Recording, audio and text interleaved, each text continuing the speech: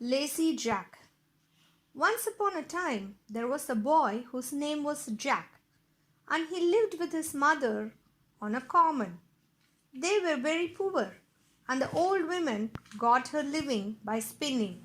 But Jack was so lazy that he would do nothing but bask in the sun in the hot weather and sit by the corner of the earth in the winter time.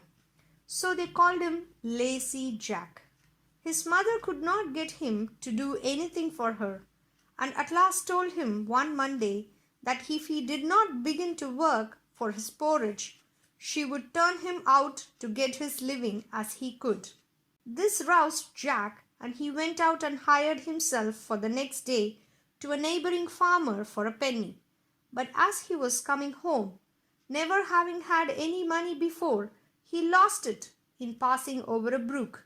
"You stupid boy, you should have put it in your pocket." "I will do so another time," replied Jack. Well, the next day, Jack went out again and hired himself to a cowkeeper who gave him a jar of milk for his day's work.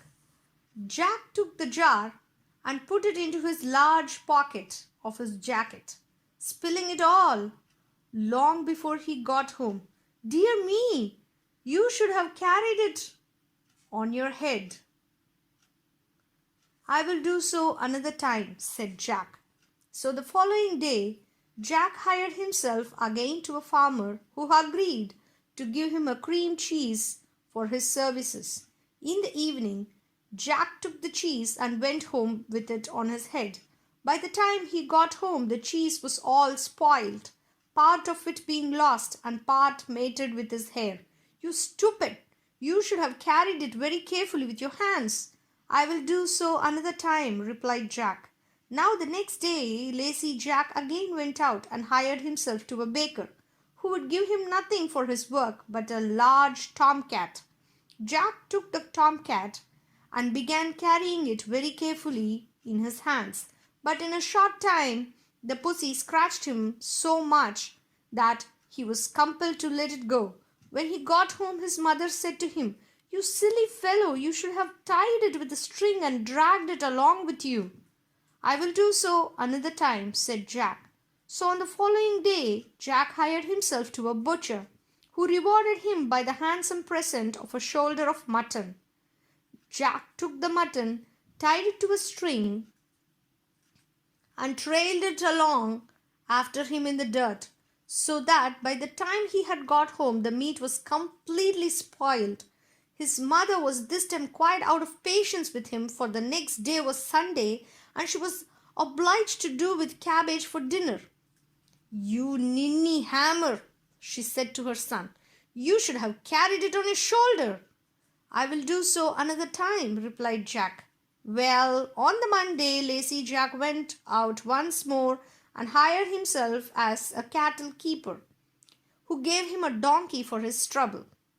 Now, though Jack was strong, he found it hard to hoist the donkey on his shoulder. But at last he did it, and began walking home slowly with his prize. Now it so happened that in the course of his journey, he passed a house where a rich man lived with his daughter, a beautiful girl who was deaf and dumb, and she had never laughed in her life, and the doctor said she would never speak till somebody made her laugh. So the father had given out that any man who had made her laugh would receive her hand in marriage.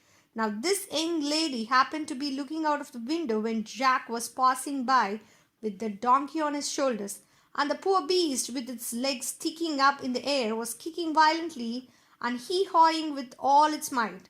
Well, the sight was so comical that she burst out into a great fit of laughter and immediately recovered her speech and hearing. Her father was overjoyed and fulfilled his promise by marrying her to Lazy Jack, who was thus made a rich gentleman. They lived in a large house, and Jack's mother lived with them in great happiness until she died. The end.